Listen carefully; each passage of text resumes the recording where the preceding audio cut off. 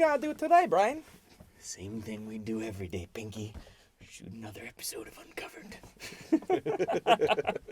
From Spontaneously Combustible Studio in Cleveland, Ohio, presented by Permanently Geek, this is Uncovered, the show where we compare an original version of a song and a cover version of that same song by a different artist and try to decide which is the better of the two. I'm Michael Wouldn't it always be by a different artist? I could cover my own song.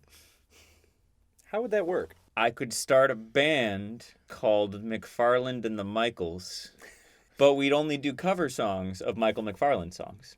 That's interesting. Yeah. I have thought about that. That's an interesting philosophical question. Because, like, let's say, for example, like, John Fogerty goes and does I don't know why that just came to mind. It probably came to mind because his record label sued him for self-plagiarism. That's maybe that's why it's coming to mind. So yeah, so like if he is doing a concert and he's playing an old Creedence Clearwater Revival song, is that a cover? I honestly have no idea. Like, what would you call that?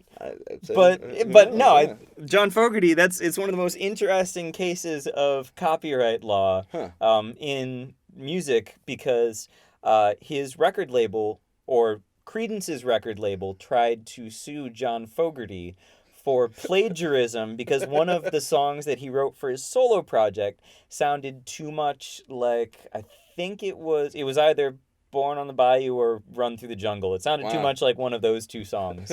So the record label tried to sue him because one of the songs he wrote sounded too close to one of the songs he wrote. That is correct. Man, that doesn't bode well for Nickelback if they jump to a different record label.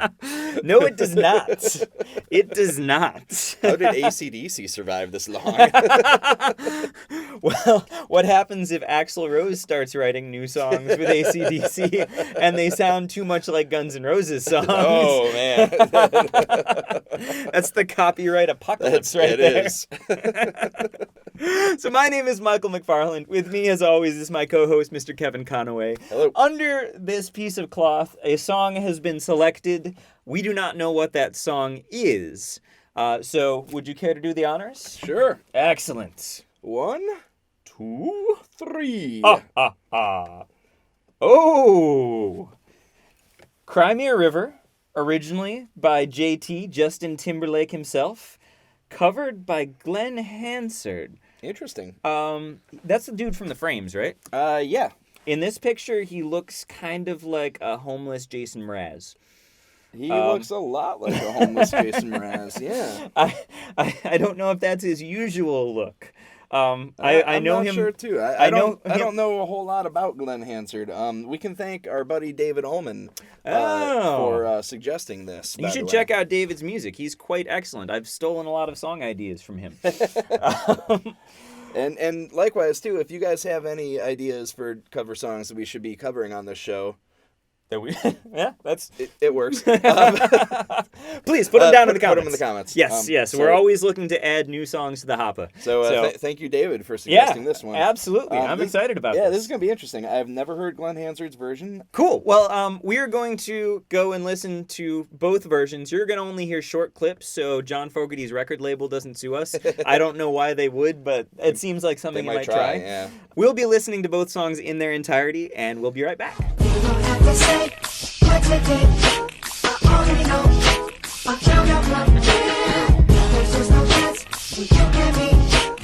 You don't have to say what you did. I already know, 'cause I found out from him. Now there is no chance for you and me. There'll never be. Excellent. And we are back. So, what we were just doing there was both picking which we liked better and making a guess as to what one another would choose.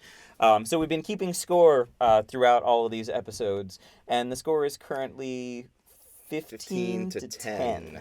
So, there's a little bit of catching up to do, but the season's not over yet, so, it's a long season. It can be done. Comebacks can be made. That's correct.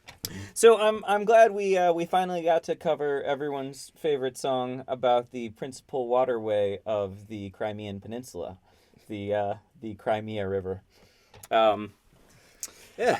Mostly because I've been waiting most of my life to have an excuse to make that joke. So Check that one off the list. This was one of the biggest contrasts stylistically that we've had. Yeah, certainly.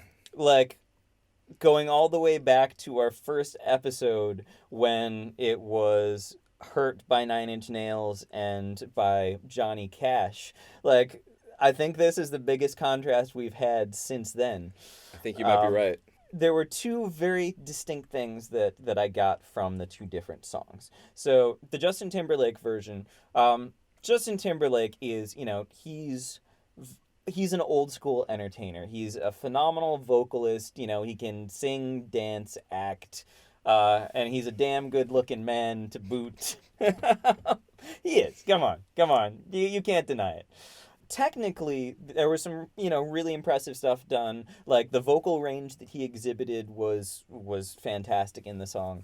But there wasn't much emotion that came through for me. Whereas the Glen Hansard version, aside from one little woo at the end, there wasn't a lot of the vocal range. There isn't the octave jumping and the falsetto and all of that Justin Timberlake does, but it felt like there was actual believable emotion behind what was being sung. So it's the eternal conflict between, do you like the polished product that is technically excellent and has some really interesting production, or do you like the super stripped down emotional acoustic rendition? So that was where the biggest conflict in this one came from for me. Yeah. This one was interesting. Yeah, you're right. The difference in the dynamic between these two songs is it's like a Grand Canyon. Well put, sir. Yeah, thank you. I went into this episode not being at all familiar with Glen's version, and probably having never actually sat down and listened to the Justin Timberlake version either. Obviously I've heard it, like, whenever this came out. Right. The late 2000s, or I don't know, I don't remember when it came out. All I remember is that it was when all the drama with Justin Timberlake and Britney Spears was going on, and that there was like this Britney Spears lookalike in the music video. Yeah. but yeah, so like when this came out, like, you could not get away from it. Right. So like obviously I've heard it, and I always hated like NSYNC and all the boy bands and stuff like that, and I hated Justin Timberlake at the time too, and I really resented the fact that you couldn't get away from his music. So like when this song was out, I intentionally tried to avoid it. I did not like this song at all. But hearing it now, I guess through fresh ears and having not been annoyed by Justin nearly as much over the last decade. Not hearing it in every gas station and grocery store and so hearing it again, just like with fresh ears and a new mindset, I was actually kind of digging it. I'm like, this is kind of cool. There's a lot of cool like grooving stuff going on in this song. And if I recall correctly, this is one of the ones that Timbaland produced, which, he always does really interesting stuff with the beats. Timbaland produced Timberlake? Yep, Timbaland and Timberlake. Huh. So, because I think it's his voice that sort of comes in the middle, and the damage is done, so I guess I'll believe. Gotcha. Okay. I think that's him. I could be wrong. But, we'll figure it out. We'll put it in. If I'm wrong, then that you'll find out. Yeah. But yeah, Glen Hansard's version was interesting. It's interesting you bring up episode 1 of Uncovered. Go check it out. Mm-hmm.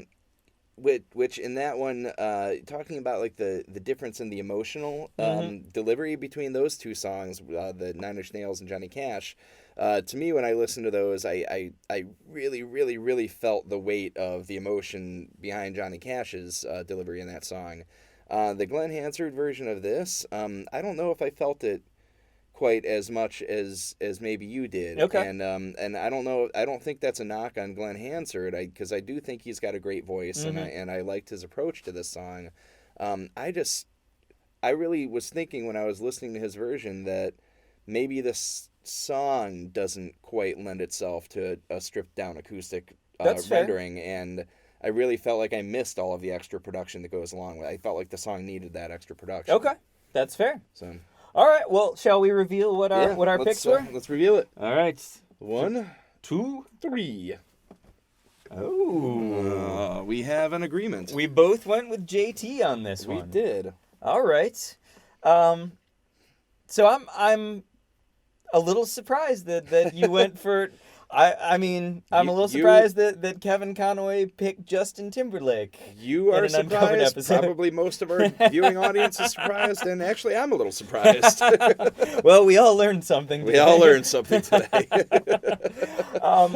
Yeah, for me, I think I like what you said. I missed the production. Mm-hmm. I think that the original song was so dependent on the rhythms and the textures, and the variety of vocal approaches that the verses versus the chorus and the falsetto versus the chest voice and all that. And while I did, I did feel the emotion more strongly in the Glen Hansard version, I think what you said was exactly correct. It just didn't work as well as a song.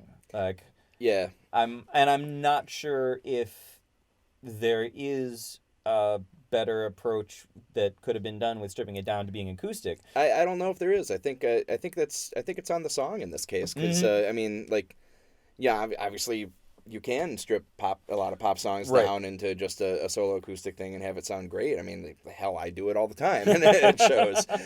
But I don't know if this song is one that really works that well in that setting. And so going into it and knowing what type of musician Glen Hansard is, and I kind of had this expectation, I'm like, man, I don't know how he's going to do this, but let's see what it turns out as. And yeah, I don't know, it just didn't really do it for me. Fair enough. Well, shall we take a look at what we picked for one another on this one? All right. So this is what Kevin thought I would pick. This is what Michael thought that I would pick. All right, here we go. Haha. Interesting. Damn. So Kevin correctly guessed that I would pick Justin Timberlake because it sounds good on a stylophone. And if you're not familiar with stylophone, it's this cool little device.